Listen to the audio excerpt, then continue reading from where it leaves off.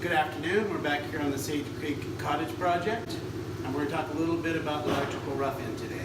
The real basics of electrical rough-in are wire and boxes. The purpose of that is that obviously all these boxes will have switches in the higher boxes, outlets in the lower boxes to operate everything when you come to finish. The wire, if it's a switch, is then wired in the wall through the studs in the attic.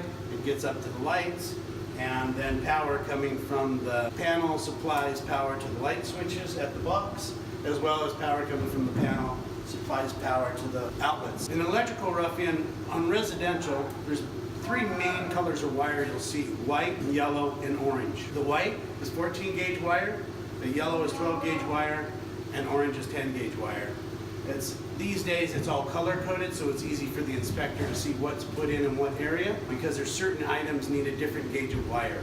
Ultimately, the breakdown is that 14 gauge wire is backed up by a 15 amp breaker at the panel, 12 gauge wire is backed up by a 20 amp breaker at the panel, and 10 gauge wire is for your heavier stuff, 30 amp stuff like your water heater or possibly your furnace. Right now, the rough-in's already happened with the electrician, but at Northridge Homes, we have a meeting and a walkthrough with our homeowners.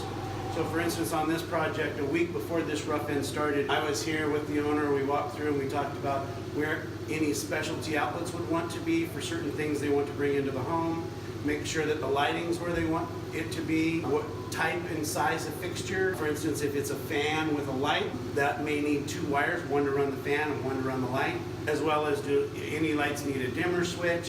We really just try and cover all those bases as best we possibly can, because it's so much easier to add or subtract or move things during the rough-in stage than it would be. Imagine what's going to happen here is the walls are going to fill with insulation in another week, and then the drywall is going to go on, they're going to get painted, and then moving an outlet or a box or adding a light becomes a lot more expensive. So at this point, all the rough-in wire has been placed in the house and we've had an inspection, but all of it's dead. There's no live power here. We do supply two outlets that are live for temporary for the future subcontractors that will be working in here, drywallers and etc., to use their tools. But other than that, everything else is dead.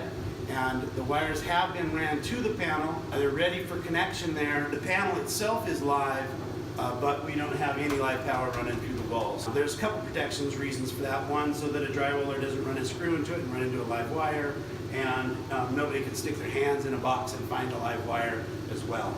The only two places that we do have a live outlet, the outlet is in place and you can't get your hands in there, you're protected. We also installed GFI outlets in those two locations for extra protection leading up to finishes.